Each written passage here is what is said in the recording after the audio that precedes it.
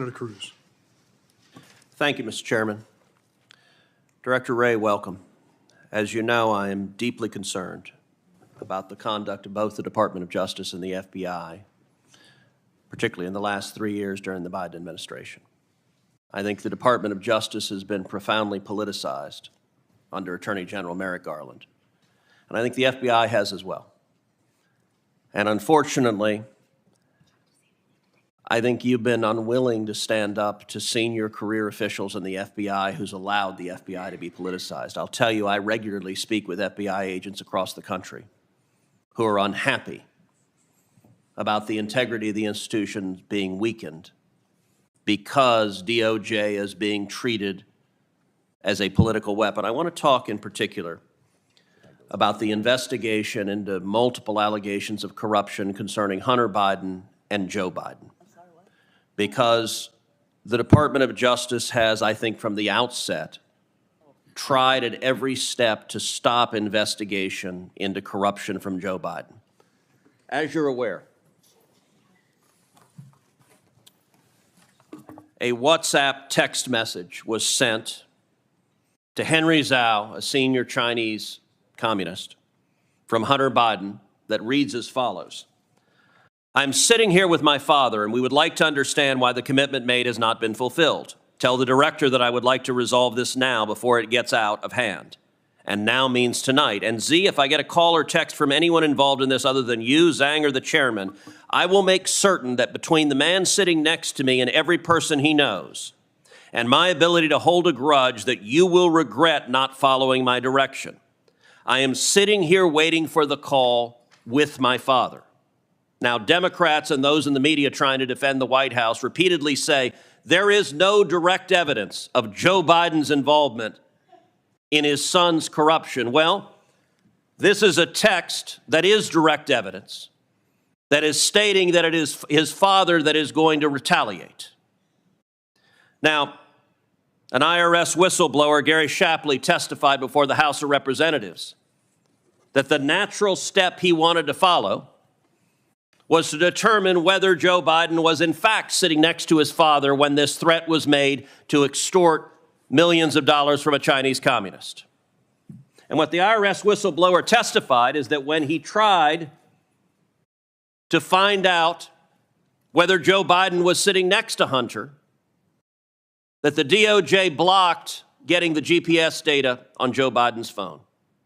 Did the FBI try to ascertain where Hunter Biden was and where Joe Biden was when this text was sent?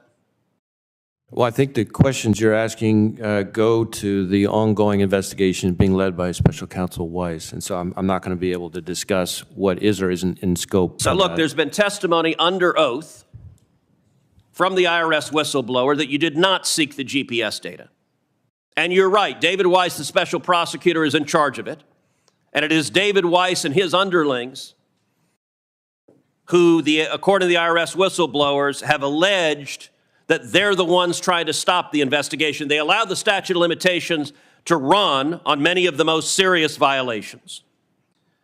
Not only that, IRS whistleblower Shapley testified that on September 3rd, Assistant U.S. Attorney Leslie Wolf explicitly told investigators that despite having probable cause to search, quote, there is no way a search warrant would be approved when the evidence in question was located inside of Vice President Biden's guest house. Wolf stated that, quote, the optics prevented such a search.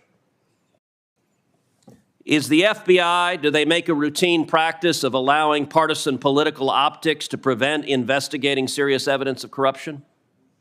My instructions to our people on this and on every other investigation are that we are to follow the facts wherever they lead, no matter who likes it, no matter what political influence then why there did may you be get out the there. GPS data on where Hunter Biden and Joe Biden were? Again, Senator, with respect, I can't discuss an ongoing investigation. And Director Wray, you and I have gone round and round on this because I understand anytime you're asked about this, the answer is it's an ongoing investigation. Of course, the investigation isn't ongoing. You're not doing the work. You got whistleblowers pointing out that you're not doing the work, and you are hiding behind the skirts of the Attorney General. Look, the whistleblower also testified that the Attorney General, when he came before Congress, go to the next chart, came before Congress, lied under oath to this committee The Attorney General testified to this committee in response to my questioning. I have pledged not to interfere with the Hunter Biden investigation, and I have carried through on that pledge. The IRS whistleblowers have alleged the Attorney General lied under oath, a felony. Was the Attorney General telling the truth when he said this? Do we have the chart? We don't have the chart. Was the Attorney General telling the truth when he said, I have pledged not to interfere with the Hunter Biden investigation, and I have carried through on my pledge? Again, I can't speak to the Attorney General's testimony. I can only tell you what my instructions have been to our people, and I expect those to be followed. Has there been political interference in the investigation into Hunter Biden and Joe Biden? Not that I have experienced. Were the investigators allowed to investigate whether Joe Biden was complicit in the corruption? Again, there is an ongoing investigation. I'm asking you about corruption from DOJ. Were they allowed to investigate Joe Biden, or is the whistleblower telling the truth that DOJ said Joe Biden's off limits, no questions about the big guy?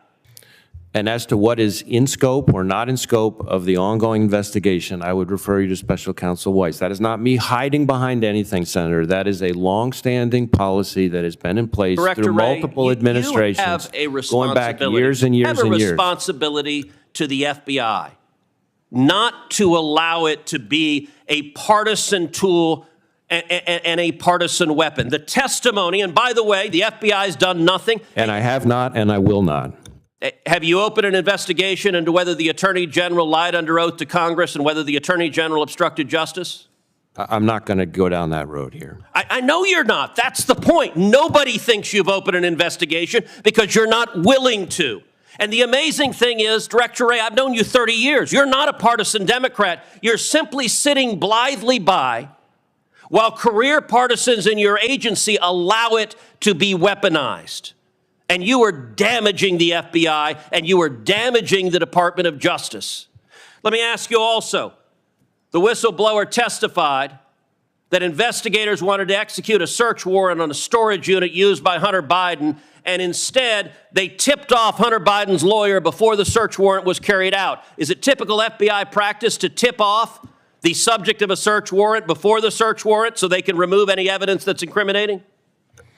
What is typical is that when you're dealing with an individual who has a protective detail, it is typical for agents to be in contact with the subject's protective detail. Does the protective detail guard the storage unit? Again, I can't speak to the storage unit specifically. What I can tell you is that when it comes to... Why would the FBI tip off the subject of a search warrant about the storage unit that was going to be searched beforehand? Does that not undermine the very essence of an investigation that DOJ is purporting to undertake? Again, I'm not going to be able to discuss specific investigative steps that we're taking. But who is? If you're not, nobody answers these questions, and it's why people are furious with the cover-up, because you don't believe the FBI is accountable to Congress or to the American people. Your time is up. Director Wray has requested a 5-minute recess. 5 minutes. Let me just, Senator, if I might just quickly respond and then go to the break. Thank you. I understand why this is frustrating. I do.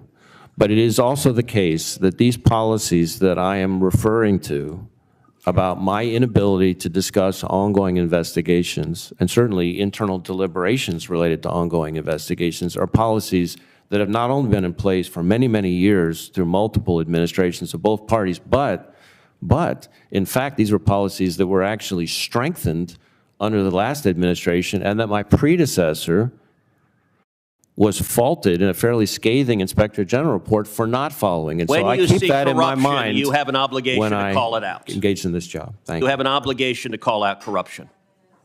Senator Hawley.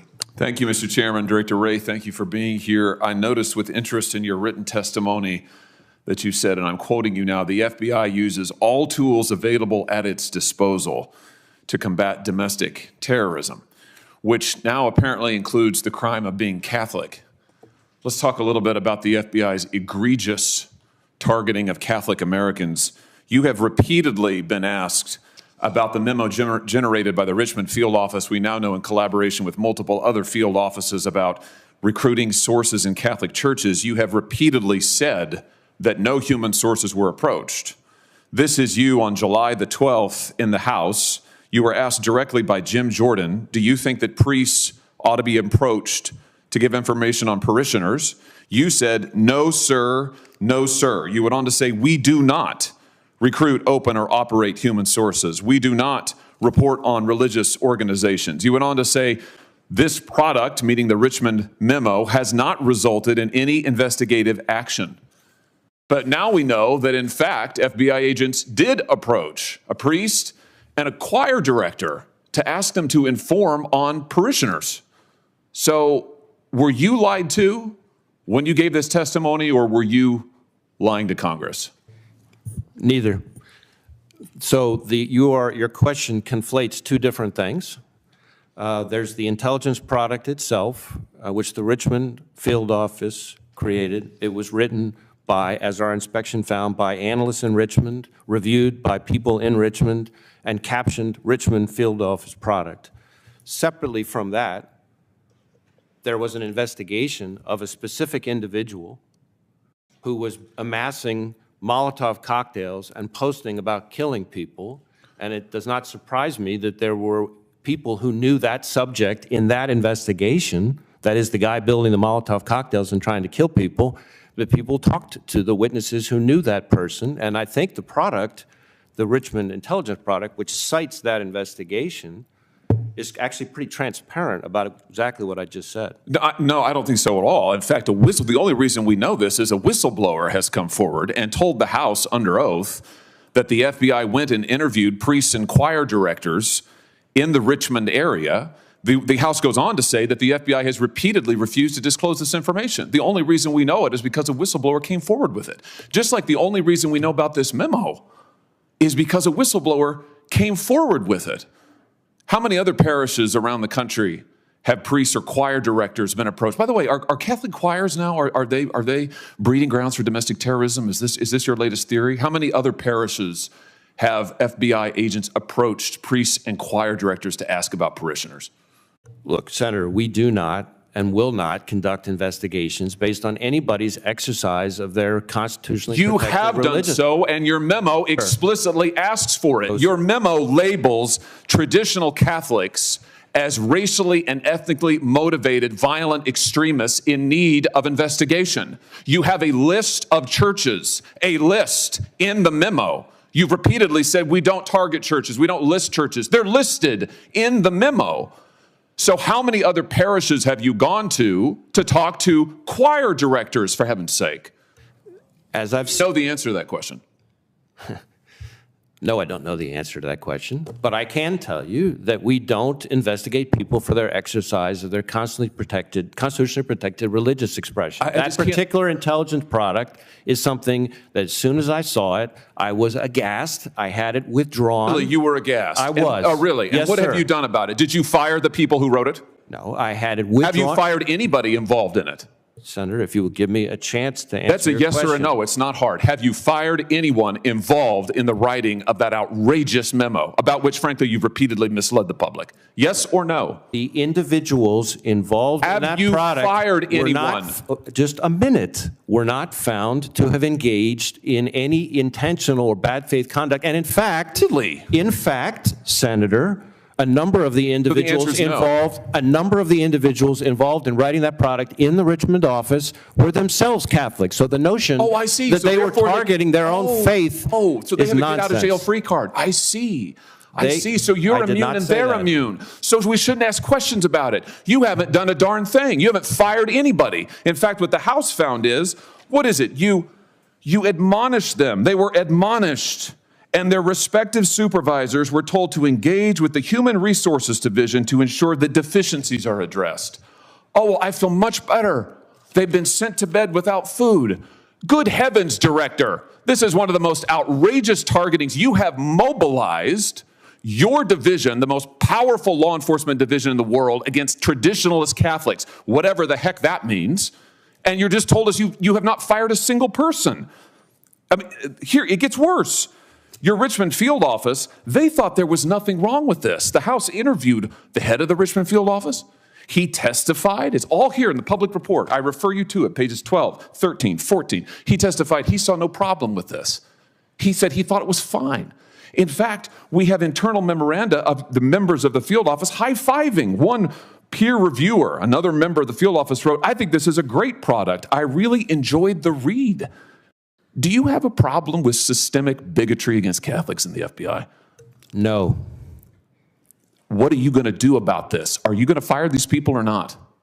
Those individuals have all been admonished, and it is all going into their, Admonished. if you would let me finish my answer, it is all going into their annual performance reviews, which has direct impact on their compensation, among other things. Oh, I see. Oh, I see. I see. So the 60 million American Catholics who now learn that your FBI has recommended that priests be recruiters, informants, your FBI has gone to priests, choir directors, but we're to feel better because you've admonished them for their wrongdoing. You again are conflating two different No, I'm things. not. When I am we are- taking your testimony where you said you do not. You said categorically, you said we do not go to priests and ask them about their parishioners. You said we do not. You didn't say we haven't. You didn't say we won't. You said we don't. It turns out you do, and you kept it from the public. You deliberately misled Congress about it, and the only reason we know about it is because a whistleblower came forward. I just That's the truth. fundamentally disagree with your characterization. There's no characterization. The facts are the facts, and I fundamentally resent the fact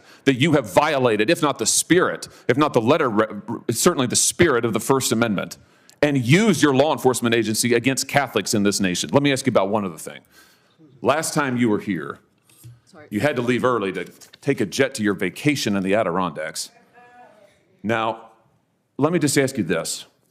A whistleblower tells us that you also maintain a home in Atlanta to which you fly on a regular basis. I'm told by this whistleblower from the FBI that you use the FBI jet to make that travel. Is that correct?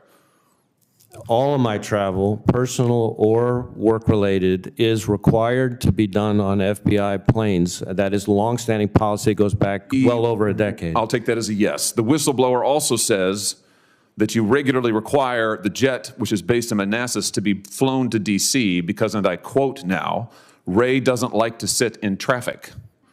Is that accurate? No, that's not accurate. He also says that you pay only the lowest cost commercial ticket for that Atlanta to D.C. trip, which is, I don't know, what, $200 or something, when, of course, it costs $20,000, $30,000 to operate the jet. Is that correct?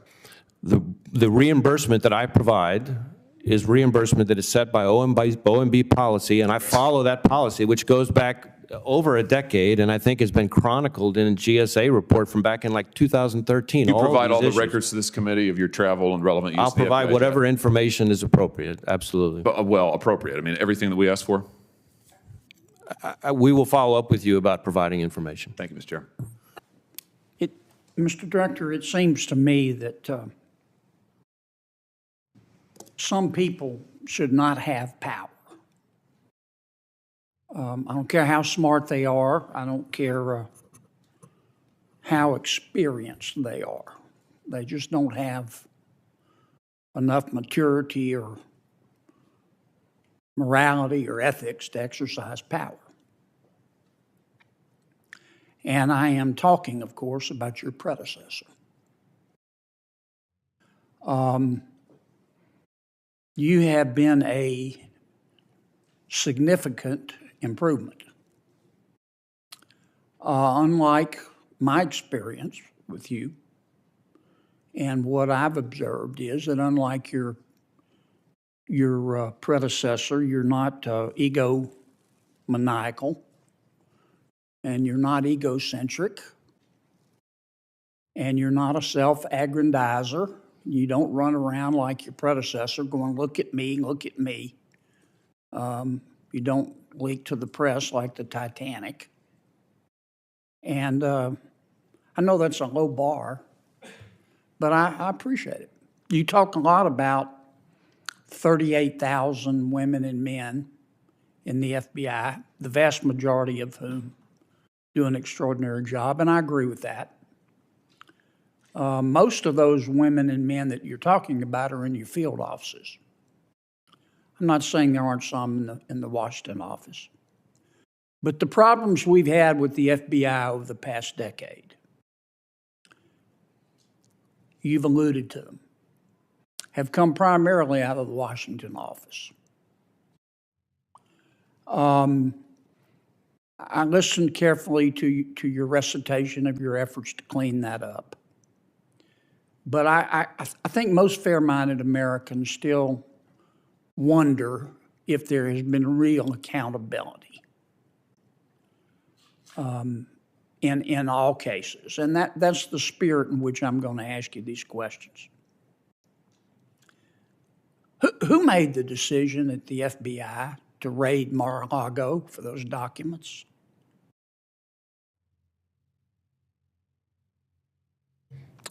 Well, I'm not sure there's a specific person that made the decision. It was the investigative team that was on that investigation, working with the prosecutors on the case. Why didn't you just do a consent to search and avoid all the drama? Well, You, but whoever made the decision. yeah. Well, let me try it this way, because obviously we are talking now about not just an ongoing investigation that's being led by a special counsel, but an ongoing investigation being led by a special counsel that's in front of a court with likely very strong views about what it is I can say publicly, which gets at some of your gracious comments about public commentary about cases. But I think in that particular instance, if you look at the affidavit in support of the search warrant, and more importantly, the pleadings that were filed by the prosecutors in the case, they lay out in a very detailed way all the efforts that were made to ensure compliance short of proceeding to a search, as well as now has been charged, actual obstruction of justice. And so in my experience, again, speaking more generally now, both as a line prosecutor and now as FBI director, when it comes to obtaining classified information, retrieving it, we typically pursue the least intrusive means possible, but if those don't work, and certainly if there's obstruction of justice, which in this case as found by a probable cause standard by the judge, then it's pretty typical to resort to a search warrant.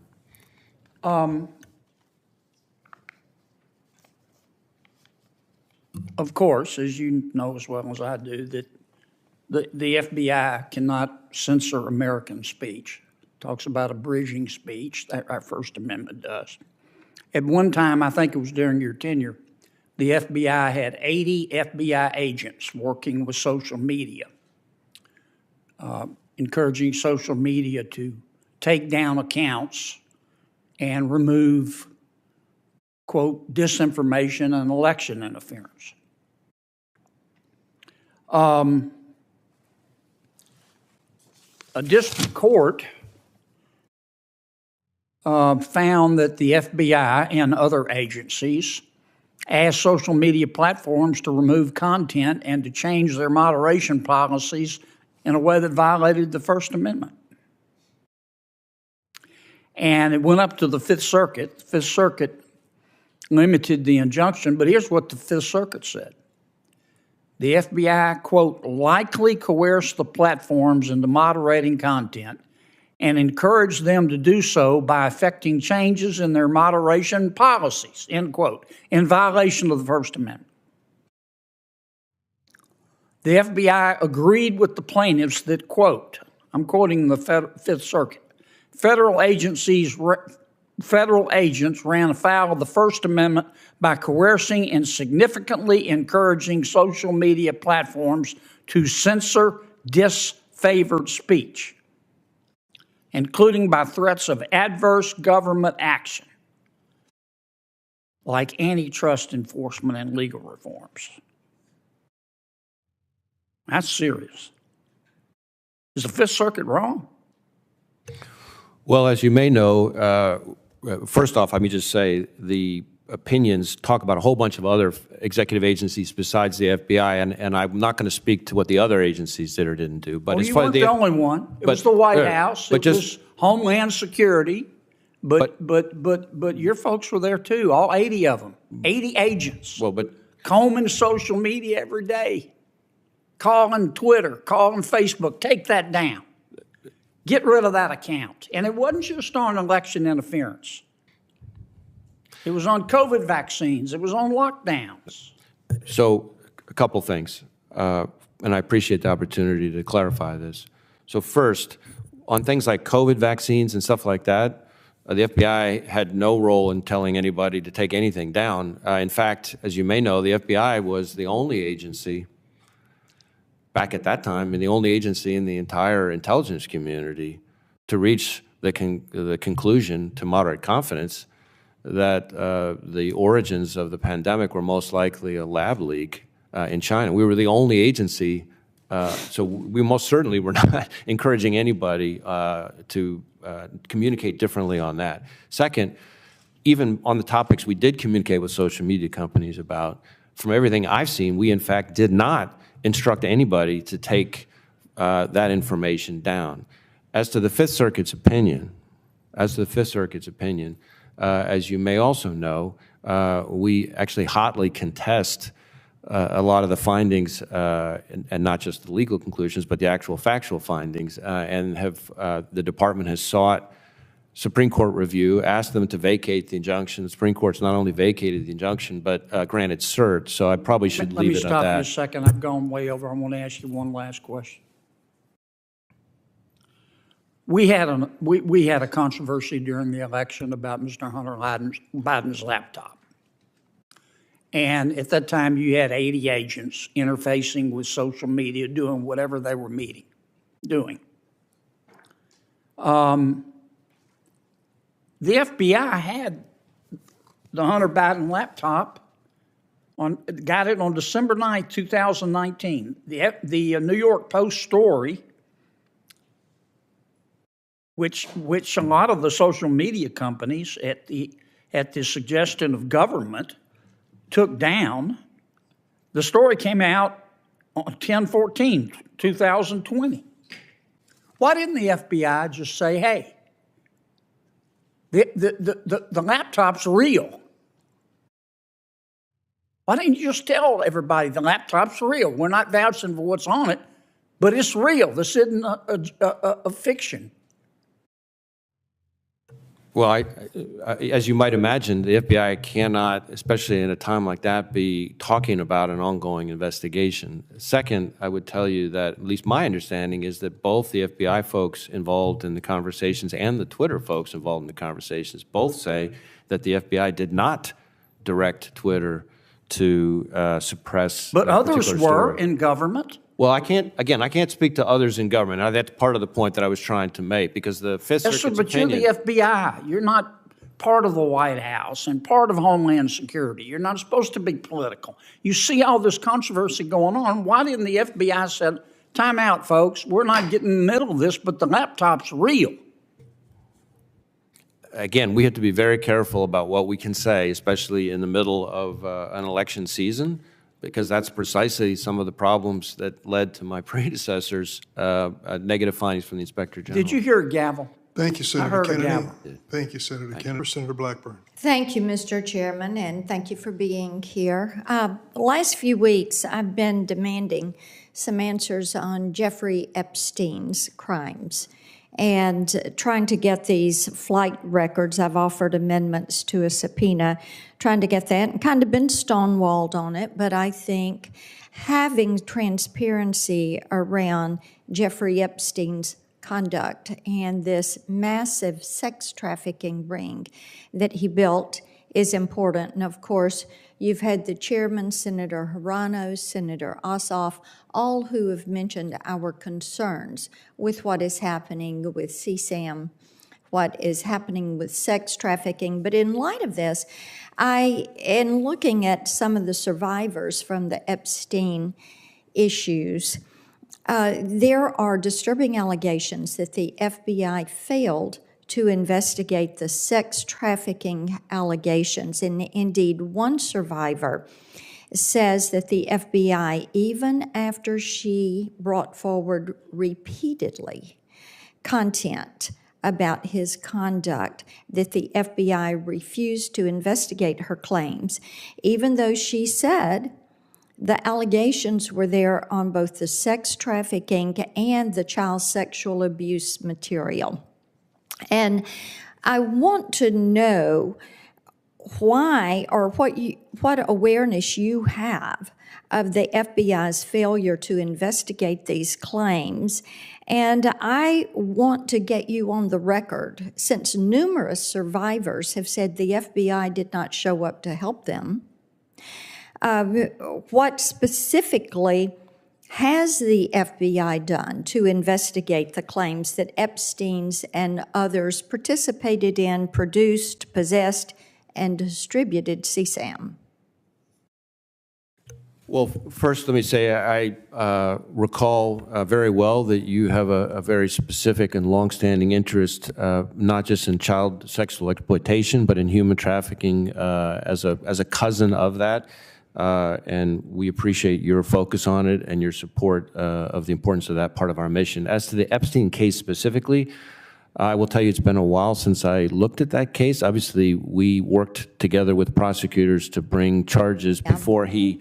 I realize that. Yeah. But what we need from you is a complete investigation of why the FBI did not take this up, and then getting to the bottom of what is appearing to be an enormous sex trafficking ring and listening to these survivors.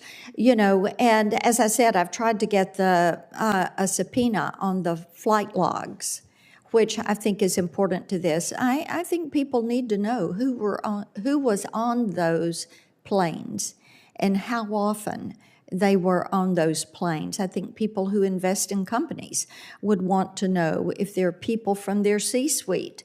And as we go through this, should those logs be made public? They've been heavily redacted. Well, as I said, it's been a while since I looked at the specific case. I can tell you that we've been increasing year over year, both the number of agents focused on these kinds of cases, the number of victims we've rescued. And so onto the specific case, let me offer to have let me get with my team and figure out if there's more information we can provide to you. That would be great. Yeah. We have never, even through the Ghislaine Maxwell trial, we never got to the bottom of this, and we have these survivors who say, oh, there is so much more. They swept it under the rug, and that is wrong, and you need to right that wrong. Let me ask you about some of the disturbing allegations that have come out of Special Counsel Jack Smith's political crusade against President Trump. And we've seen a heavily redacted search warrant. Here you go with the first page. Here you've got a page that's in print, another in print, another in print, attachment B in print, all about the subject account. Page 3 that I'm going to come back to in a minute, and then look at the rest. Redactions, redactions, redacted, fully redacted, fully redacted, fully redacted, there and there. So that's very helpful. When things are so heavily redacted, you can't get to the information. Now, Tennesseans are very concerned about two tiers of justice and weaponizing of the government. But what we see from this search warrant, and here it is on page, let me go to page 2 first. That gives you what they're getting from the subject account, which is Trump's account. You're going to see that on page 1 and page 2, and the information that is there. They're wanting to get at his Twitter account everybody that had access to it and all the information. Well, then when you go to page 3, they are going to subpoena all data and information that is associated with this, and anybody that reposted information on this that favorited or retweeted post by the account, as well as all tweets that include the username associated, all synced, all contacts, and this covers October 2020 to January 2021. Are you aware of this? I've seen some of the media reporting about it, but obviously this is a matter that's being led by this. Well, again, this is an ongoing investigation being led by a special counsel, and there are all kinds of court restrictions that apply. Somebody approved a search warrant for everybody that was retweeting or reposting from the Ayatollah's account. Have they gone to his account prior to October 7th and looked at that? This is such an invasion of free speech.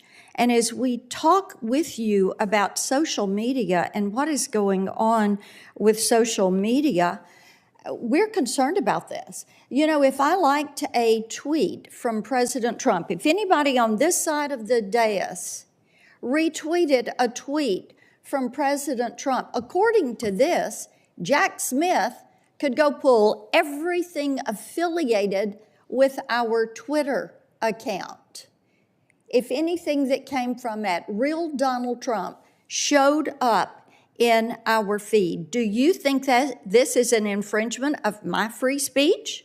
Well, let me say this. I certainly understand the concern, but what I would tell you hope so. But what I would tell you is that this investigation being led by the special counsel. It's not appropriate for me to comment on that ongoing investigation. It's also under the supervision of a court, which includes Ongoing the search warrant. investigation is code word for we are stonewalling, and we hear this from you all repeatedly, and it's really quite frustrating. No, ma'am, and I understand why it's frustrating, but that policy about not commenting on ongoing investigations is one that goes back decades, Republican and Democratic administrations. It's Yeah. not something These that's just invented. investigations are not coming to completion. Thank you, Mr.